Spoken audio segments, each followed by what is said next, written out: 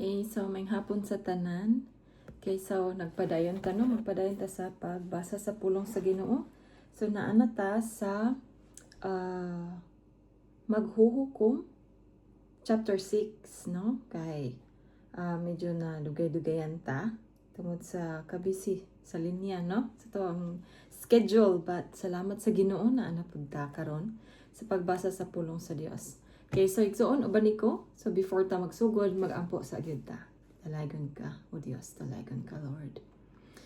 Salamat Ginoo sa kigayunan nga maghihatag ka namo karon. Lord, ikaw ang pasalamatan ug pasidunggan. Salamat kay Ginoo sa kahigayunan nga maghihatag ka namo, Lord, sa pagpahimnomdom Ginoo.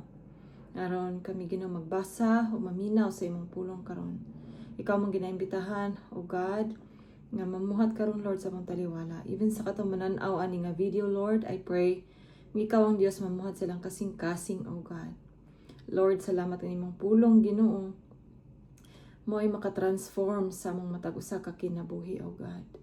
Nga mahimong amo ang pagkinabuhi, Lord, sa matag adlaw mahiuyon diha kanimo Ginoo.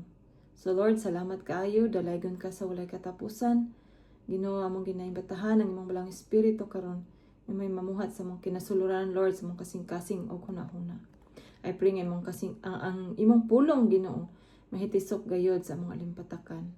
Lord, thank you kaayo, dalaygon ka, tabuni mi karon Ginoo, pinaagi sa mong hamili nga dugo, Lord, ngang dawtang mga espiritu Ginoo dili gayod maka-distract kanamo, O God, in Jesus name. In Jesus name. Lord, salamat, panalangini ang tanan Ginoo nga mananaw niini nga video, Lord, uban lang tibok panimalay. Panalangini sila, O Dios, sa tanang aspito silang kinabuhi. Dalagon ka. In Jesus' name I pray. Amen.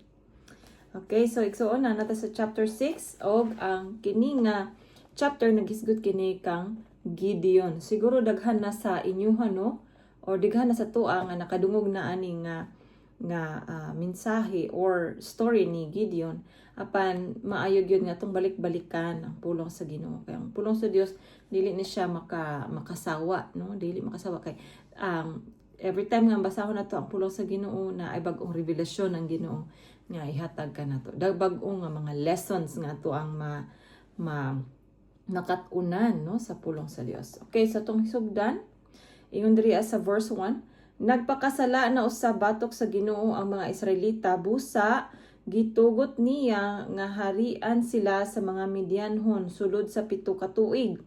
Ang mga Midianhon mas gamhanan kaysa mga Israelita. Tungod niini nanago ang mga Israelita sa mga langob o sa ubang dapit sa kabungturan. Inig pananom sa mga Israelita, sulungon sila sa mga Midianhon, sa mga Amalekanhon, o sa mga tribo nga taga-desierto. Kining mga kaaway sa mga Israelita magkampo sa yuta sa Israel ug laglagon nila ang mga anihon hangtod sa Gaza. Okay. So wala sila ibilin nga kabuhian sa mga Israelita bisan ganig karniro, baka o asno. Okay, verse 5. Nga mangabot sila uban sa ilang mga baka ug tulda sama kabaga sa mga dulon. Sila ug ang ilang mga kamilyo dili maihap, dako kaayong kadaot ang ilang mahimo. Ug walay nahimo ang Israel batok kanila. Unya ang katawan sa Israel mituaw sa Ginoo aron sa pagpakitabang. Okay, sa verse 7, sa dihang mituaw ang mga Israelita ngadto sa Ginoo uban sa pagpakitabang batok sa mga Midianhon, ang Ginoo nga Dios sa Israel nagpadala kanilag propeta aron pagsulti kanila niini. Gikuha ko kamo gikan sa kaulipnan sa Ehipto. Giluwas ko kamo gikan sa mga Ehiptohanon ug sa inyong mga kaaway dinhi. Giabog ko sila sa dihang nangabot kamo ug gihatag ko kaninyo ang ilang yuta. Verse 10. Giingnan ko kamo nga ako mao ang Ginoo nga inyong Dios ug nga kinahanglang dili kamo magsimba sa mga Dios sa mga Amorihanon nga maoy tag-iya sa yuta nga inyong karong gipuy-an. Apan wala kamo magpatalinghog kanako. No? So kuan na pud sa Ginoo no, kay ang mga Israelita every time nga murag maayo na or haruhay ilahang panginabuhi, naagid sila kanang makit-an dayon nga lain na pud ilang simbahon, no? Ilang focus maadto sa laing butang, no? Murag kita ba, no? Kung panalangin na kita sa Ginoo, murag ang atong devotion sa Ginoo muluag, di ba? Ang Israelita same pud kita, same pud sa mga Israelita kanento. Manong usahay i-allow sa Ginoo na kuan bitaw tay ka ng mga panghitabos nung kinabuhi nga usahay di ta kasabot nga no, pero kana gi-allow sa Ginoo. Dili ang Ginoo ang dili ang Ginoo ang cause, kung dili gi-allow niya, no, kay para makahipanghinuklog ta sa tuang pagkinabuhi sama sa Israel, no, nga kuan sa Ginoo, ginapalangga pag-ay sa Ginoo. Kay padayon nato sa verse 11 ingon ri unya, ang anghel sa Ginoo miadto sa balangay sa Ofra ug milingkod tungod sa kahoyng tugas nga iya ni Joash nga sakop sa banay ni Abiezer.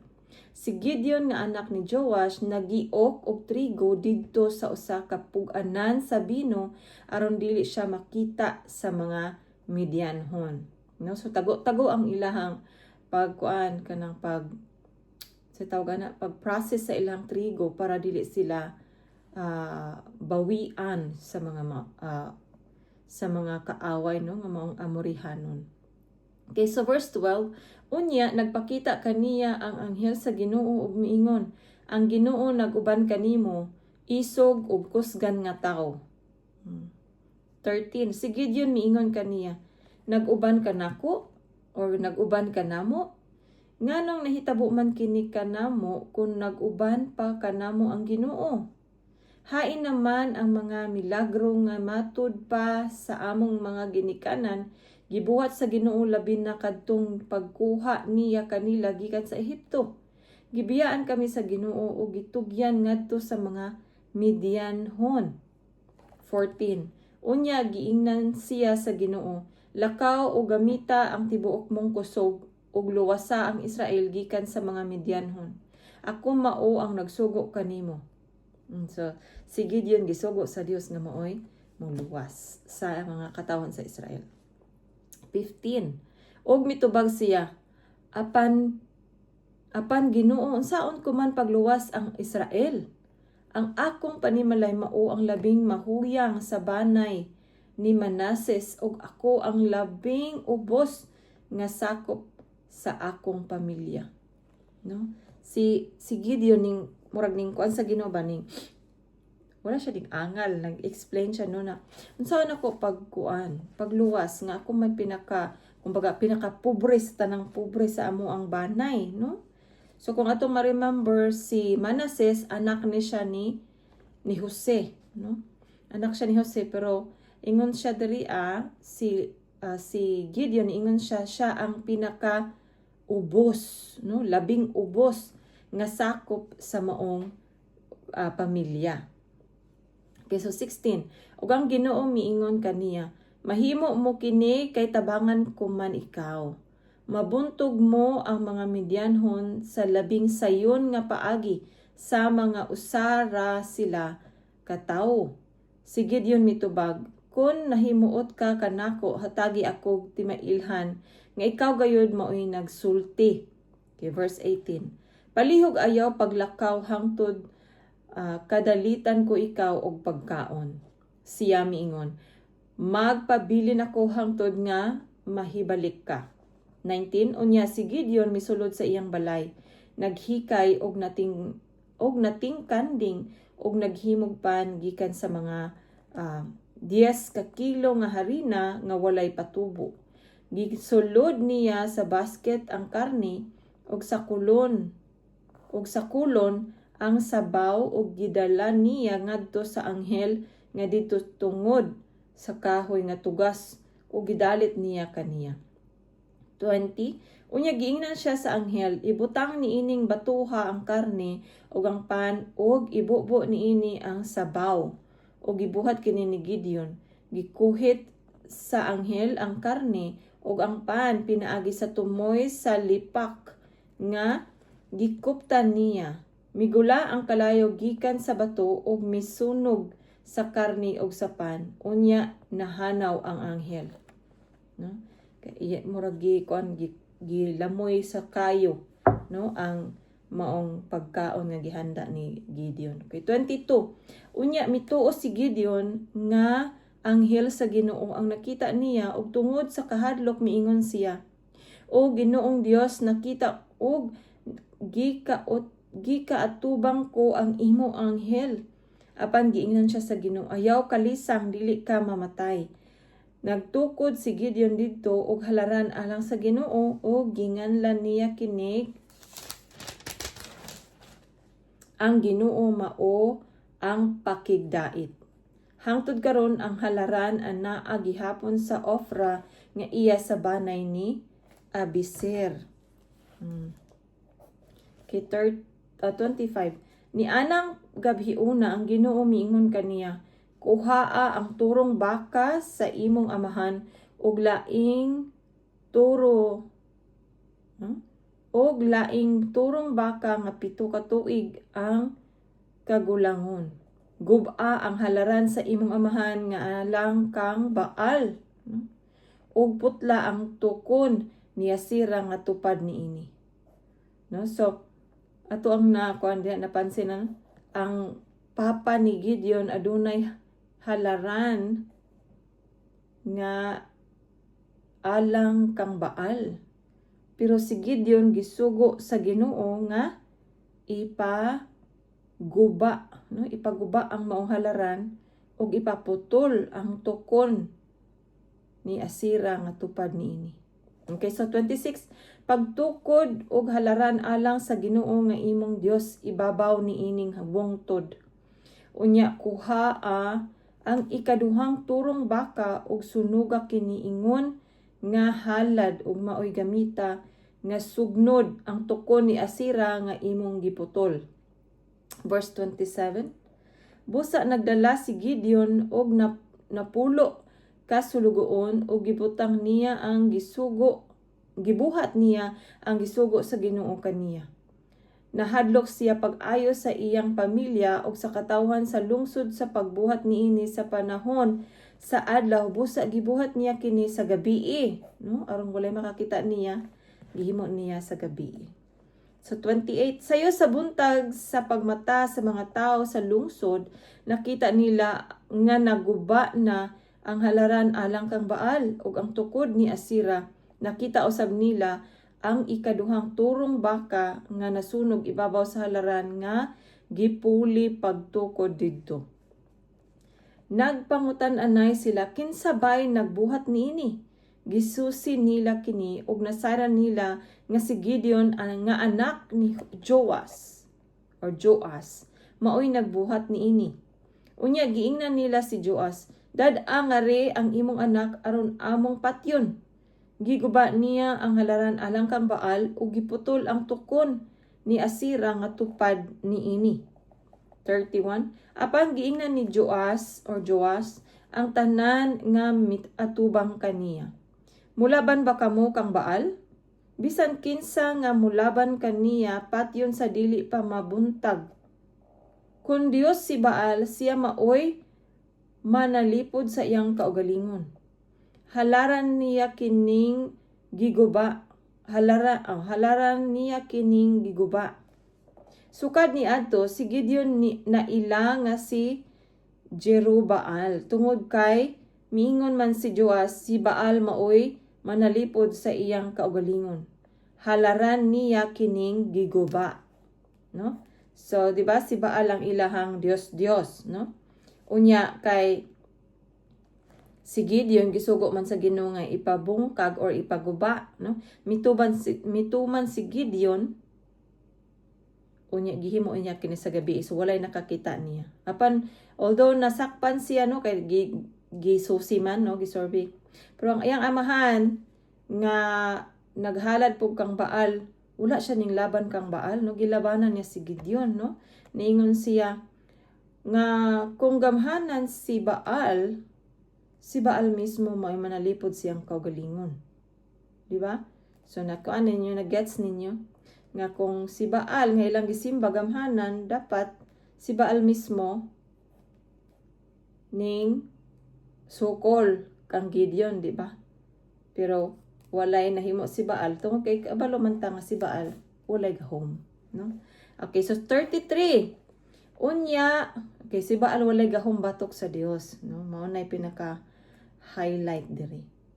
Okay, so 33. Unya ang tanang mga Midianhon, ang mga Amerikanhon ug ang mga katawhan sa kamingawan nagtigom unya na nabuk sa suba sa Jordan ug nagkampo sa patag sa Jezreel. Unya si Gideon gigamhan sa espiritu sa Ginoo, gipatingog niya ang budyong nga sungay sa laking karnero aron pagtawag sa mga sakop sa banay ni Abiezer aron pagsunod kaniya. 35. Nagpadala siyag mga mensahe sa tibuok kayutaan sa banay ni Manases aron pag-awhag kanila pagsunod kaniya.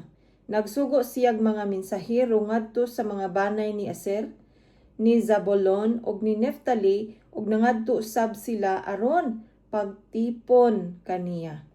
36. Unya si Gideon miingon sa Dios, nagsulti ka nga gamiton mo ako pagluwas sa Israel. Kung mao ka na, magbutang ako balhibo sa karnero diha sa yuta nga among giukan nagtrigo. Kung sa pagkabuntag may yamog ang balhibo sa karnero apan uga ang yuta, masayran ko nga tinuod gayud nga luwason mo ang Israel pinaagi kanako. Okay, so 38. Og maugayod kini ang nahitabo. Sayong may bangon si Gideon pagkabuntag. Gilubag niya ang balhibo og nakapuga siyag tubig nga igong makapuno og panaksan. Unya si Gideon miingon sa Dios, ayaw kasuko kanako. Pasultiha pa ako kausa.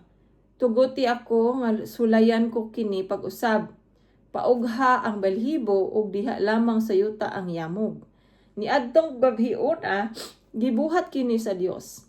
Ang balhibo lamang ang uga apan ang yuta na humod sa yamog. No?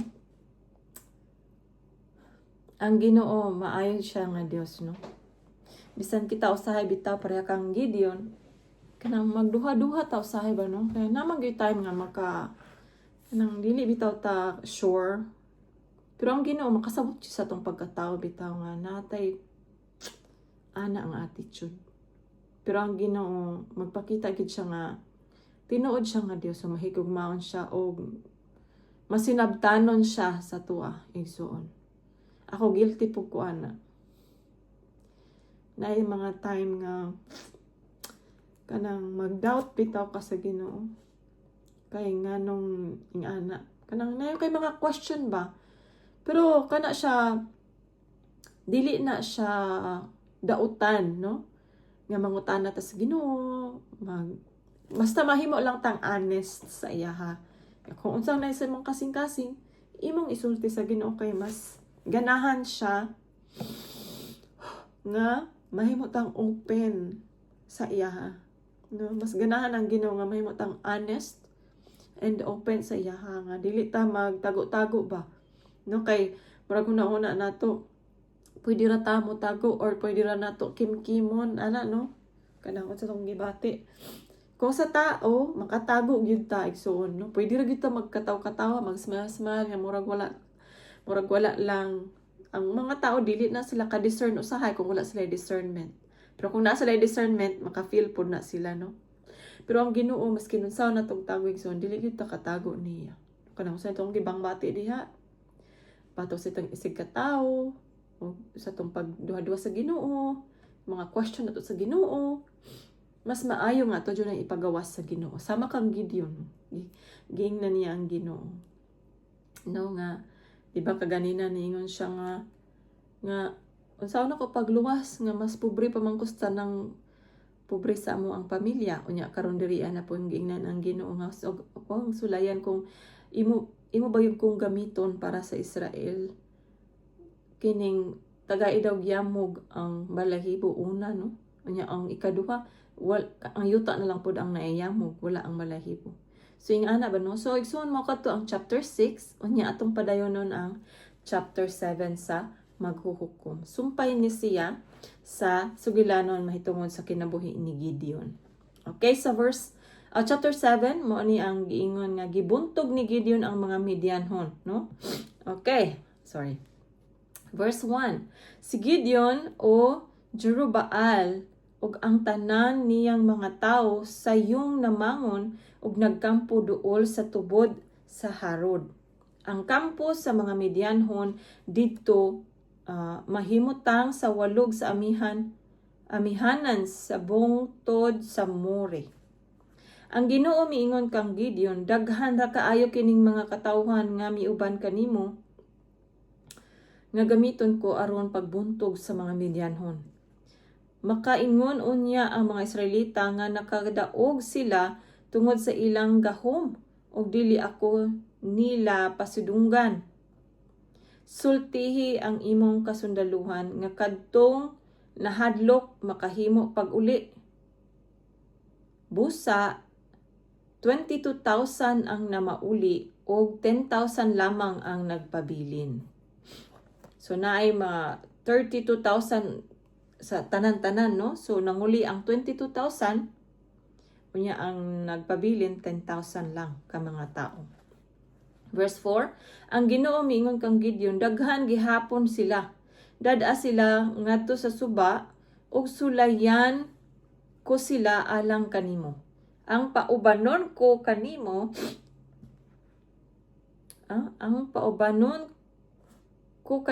muuban og ang dili ko paubanon dili muuban. Gidala ni Gideon ang mga sundalo ngadto sa suba ug ang Ginoo miingon kaniya, lain na ang tanan nga mulala sa tubig sama sa iro gikan ni adtong muluhod aron pag-inom. Dihay 300 ka tawo nga mikabo sa tubig pinaagi sa ilang kamot ug milala niini. Ang uban nang luhod aron sa pag-inom, no? So katurang milala sa tubig mooy pauban. Unya verse 7, unya ang Ginoo miingon kang Gideon, luwason ko kamo ug padag-on sa mga Midianhon pinaagi sa 300 ka tawo nga milala sa tubig. Okay, so 300 lang kabuok ang milala sa tubig. Papaulia ang uban. Gipapauli ni Gideon ang tanang mga Israelita gawas sa 300 ka tawo ug gipanguha nila ang mga kasangkapan ug ang mga budyong nga sungay. Ang kampo sa mga Midianhon nahimutang sa patag sa ubos nila. Niadtong gabi una giingnan sa Ginoo si Gideon, bangon og sulunga ang kampo kay itugyan ko kini kaninyo. Apan kun mahadlok ka pagsulong, lugsong ngadto sa kampo sa mga Midianhon uban sa sulugoon mo nga si Pura. Madungog mo ang ilang panagsultihan og makaangkon kag kaisog sa pagsulong kanila. Busa si Gideon og ang ilang sulugoon nga si Pura naglugsong ngadto sa duol sa kampo sa mga kaaway. Kini ba akong nakuan karon na kita nga ang Ginoo kakita gid siya daan kung sa mahitabo unsay next atong chapter sa kinabuhi bitaw. Tanawa gud rin ingon siya sa verse 10, apan kun mahadlok ka pagsulong, ingon siya kang Gideon, lugsong ngadto sa kampo sa mga Midianhon uban sa sulugoon mo nga si Pura. Verse 11, madungog mo ang ilang panagsultihan. Wala pa na nahitabo no kay panagsultihan, future ba no? And siya madungog mo ang ilang panagsultihan ug makaangkong kaisog sa pagsulong kanila. No? Okay, so verse 12. Ang mga Midianhon, ang mga Amerikanhon, ug ang katawhan sa kamingawan, nagkalap o nagkatap sa walog sama sa mga dulon nga mihugpa ug daghan kaayo silag mga kamilyo sama sa balas sa kabaybayunan. 13. Pag-abot ni Gideon, nadungog niya ang usa ka tawo nga misugilon sa iyang damgo ngadto sa iyang higala. Matod niya, so mao ni ang gingon sa Ginoo no, nga ilang madunggan. Okay, nagdamgo ako nga may usa ka buok pan nga sibada nga naligid nganhi sa atong kampo ug naigo ang tulda. Natumba ang tulda ug nahapla sa yuta.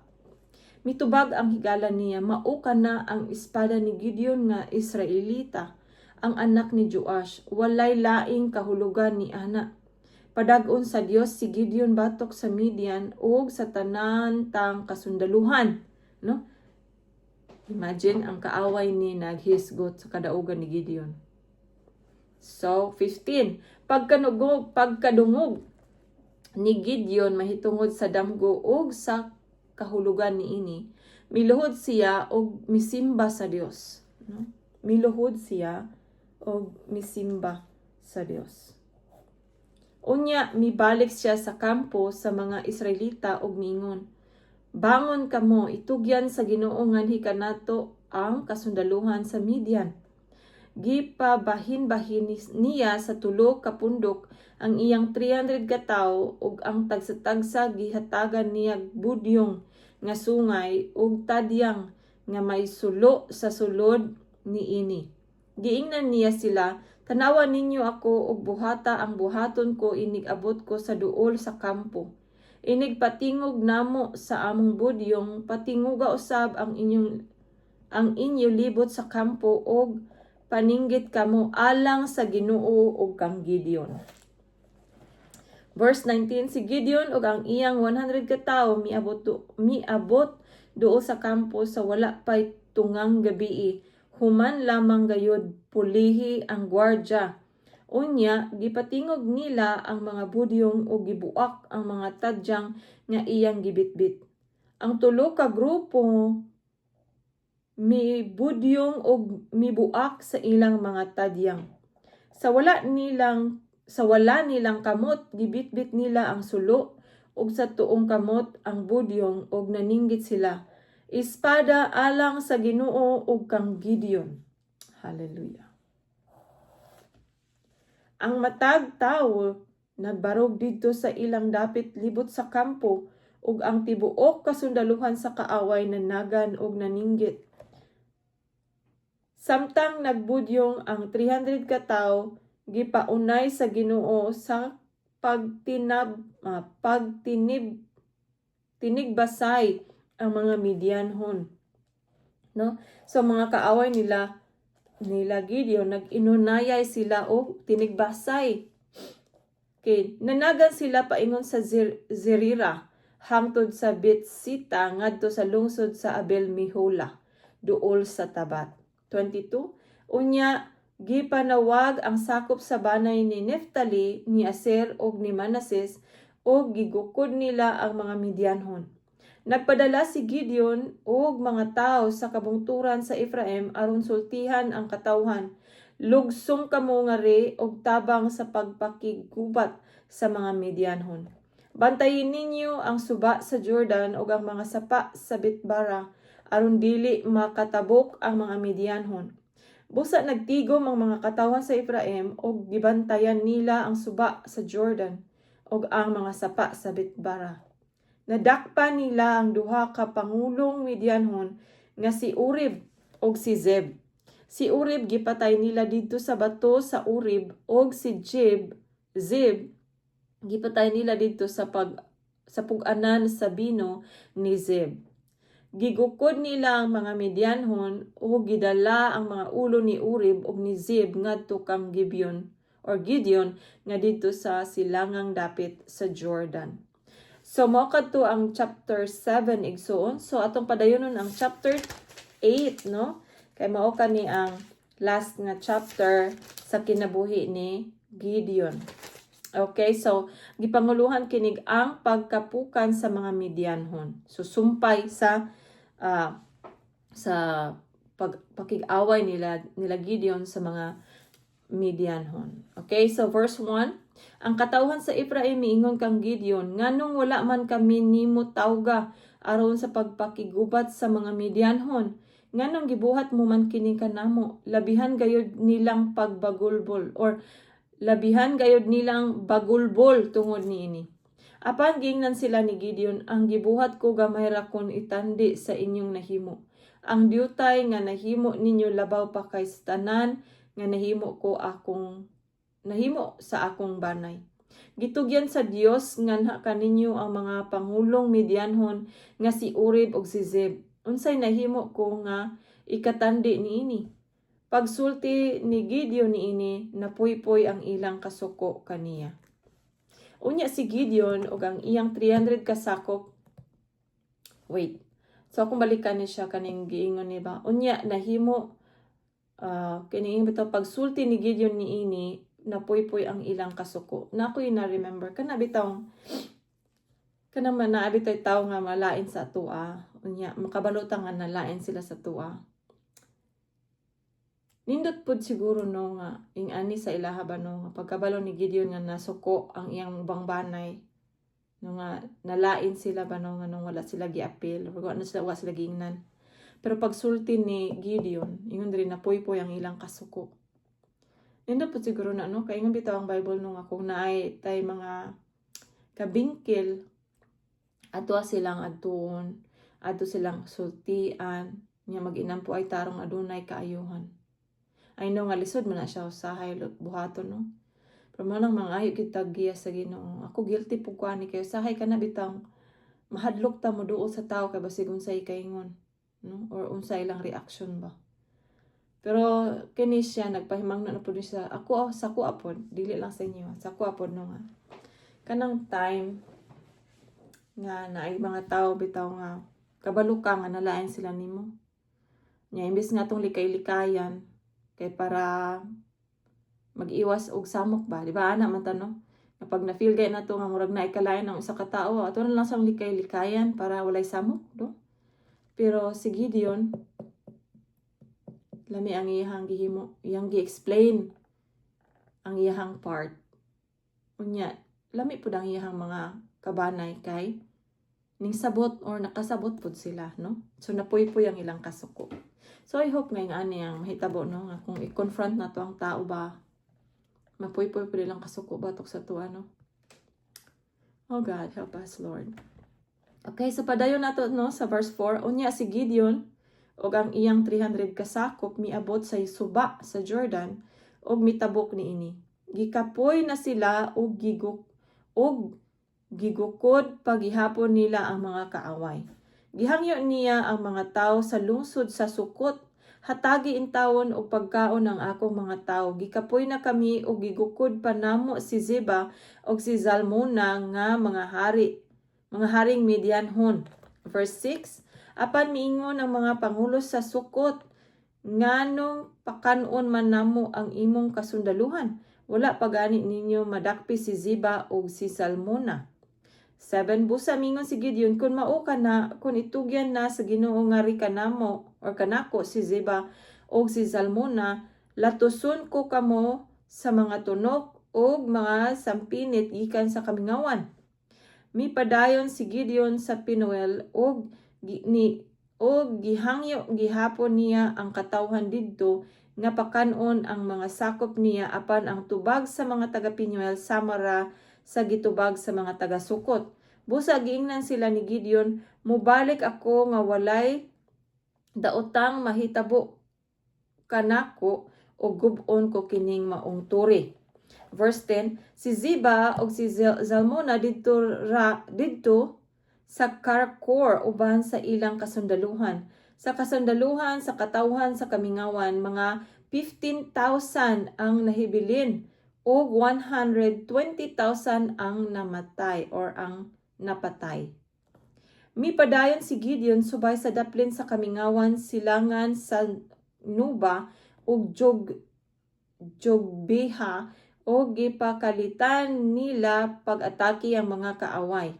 Ang duha ka haring Midyahanon nga si Ziba o si Zalmuna nanagan apan gigukod sila ni Gideon o gidakop nangalisang ang tibuok kaaway nga kasundaluhan. Okay. Gikan sa panggubatan ni Gideon or si Gideon nga anak ni Joas mibalik subay sa agianan sa Harish. Nakadako siyag usa ka batanong lalaki gikan sa Sukot o gisukit-sukit niya. Gilista sa batanon alang kang Gideon ang mga ngalan sa 77 ka pangulo sa kadagkuan sa Sukot. Unya miadto si Gideon sa mga tao sa Sukot og miingon, nahinumdum ba kamo sa inyong pag-insulto kanako? Matud ninyo dili kamo mo pakaon sa akong gikapoy nga kasundaluhan tungod kay wala pa namo nadakpi si Ziba og si Salmuna. Karon anian na sila. Mikuha siyag mga sampinit gikan sa kamingawan ug pinaagi niini gikastigo niya ang mga pangulo sa Sukot.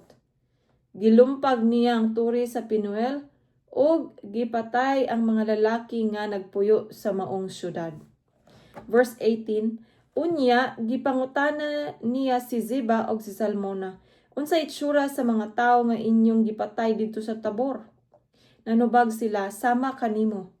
Ang matag usa kanila samag itsura sa anak og hari. Si Gideon niingon, ako silang mga igsuon, mga anak gayod sa akong inahan. Nanumpa ako nga kun wala pa sila ninyo patya dili ko unta usab kamo patyon. Giingnan niya si Jeter, ang kamagulangan niyang anak, patya sila. Apan ang bata wala mulanit sa iyang espada. Nahadlok siya kay batan-on pa man siya kaayo. Apan miingon si Ziba o si Salmona kang Gideon, ikaw maoy angay mo patay kanamo, kay kining buhata dili mahimo sa bata. Busa gipatay ni Gideon si Ziba o si Salmona o gikuha niya ang mga dayan-dayan nga diha sa liog sa iyang mga kamilyo. Kay so atong mahibaluan sa una nga pag moingon ang Ginoo nga patyo ng mga kaaway ipapatay gyud sila igsuon, no? So usahay dili na to masabtan ang mga pamaagi sa Ginoo, especially sa ingani, no, kay kita karon mo insist gyud ta nga dili ta mo patay, no? Pero diri amando man gyud sa Ginoo nga ipapatay ang ilang mga kaaway. So dili sila pwede nga mo-disobey pod.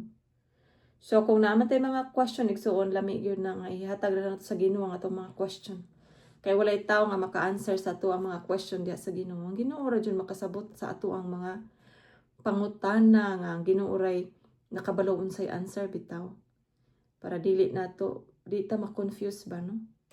Nga ato ang kimkimon ra. So ato nang ihatag sa Ginoo ato mga pangutana. No, kasi na siguro may pangutana karon nganong si Gideon, no, gipatay man niya itong mga tao siya mismo. Pero kung aduna kay mga question nga na igsuon, ayaw tagoy sa imong kasing-kasing, no? Ihatag sa Ginoo kanang mag-ampo bitaw ka. Kanang istoryaha ang Ginoo ba, Lord. Kay namdom lagi ko Ginoo nga sa imo laging pulong, Lord, nga ako nadunggan, no, kay kanang imo laging ipapatay tong mga tao, Lord. Niingon man ka nga bawal mo patay, di ba? Pero ang Ginoo musabot na siya sa to mga question kay tawo ra manggud ta, no? Daghan limitado ra kay tong panghuna-huna ba, no? Ang Ginoo unlimited siya, kay sovereign man siya ba. He is in control. So mora na ang akong ikasultig son. Mudagan tas Ginoo kung natin mga pangutana, unsay nakapalibog nato, unsay may kanang mga butang nga dili jud ma-answer sa mga tao, sa Ginoo jud ta mudagan. Okay, so padayon na nato, no? Okay. So si Gideon miingon, ako silang mga igsuon, verse 19, no? Wait. Okay, 21. Okay. Apan miingon si Ziba o si Zabulon kang Gideon, ikaw mao'y angay mo patay kanamo kay kining buhata dili mahimo sa bata. Busa gipatay ni Gideon si Ziba o si Salmona o gikuha niya mga dayan-dayan nga diha sa liog sa iyang mga kamilyo. Og miingon ang katawan sa Israel kang Gideon, ikaw na ang among pangulo, ikaw og ang imong anak og ang imo unyang mga kaliwat, kay giluwas mo man kami sa mga Midianhon.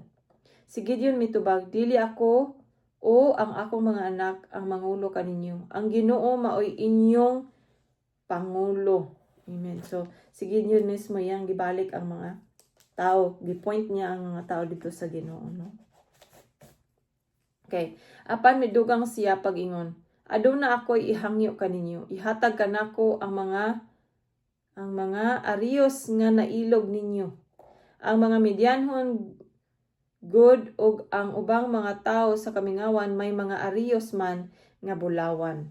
Kay 25 nanubag sila, malipay kami sa paghatag kanimo niini. Gibukad nila ang usa ka panapton ug niini gibutang nila ang mga riyos nga ilang nailog. Ang bulawang mga riyos nga gipangayo ni Gideon may gibugaton nga 19 ka kilo. Walay labot niini ang mga dayan-dayan, mga kwintas ug mga panaptong dagtum pula nga gisulob sa mga haring Midianhon ug mga dayan-dayan sa liog sa ilang kamilyo. Naghimo si Gideon og Dios nga bulawan o gibutang kini sa iyang syudad sa Ofra. Ang tanang Israelita namiya sa Dios og nangadto didto aron pagsimba sa Dios. Nahimo kining litag alang kang Gideon og sa iyang panimalay.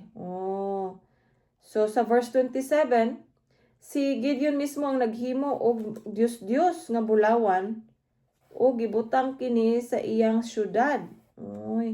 Sa Opra.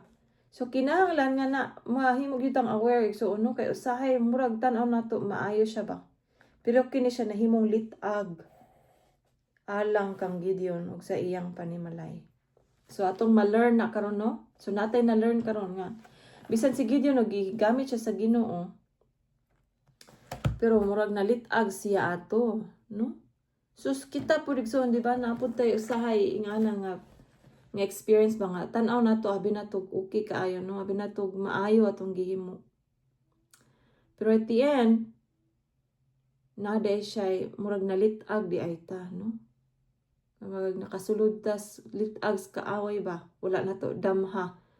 Pero nalitag sama ni si Gideon nalitag siya nakahimo siya og Dios nga bulawan hinimo sa bulawan. Padayonon nato verse 28, nabuntog sa mga Israelita ang Midian ug wala na gayud kini magsamok-samok kanila. Nagmalinawon ang Israel sulod sa 40 ka tuig samtang buhi pa si Gideon. Okay, so verse 29.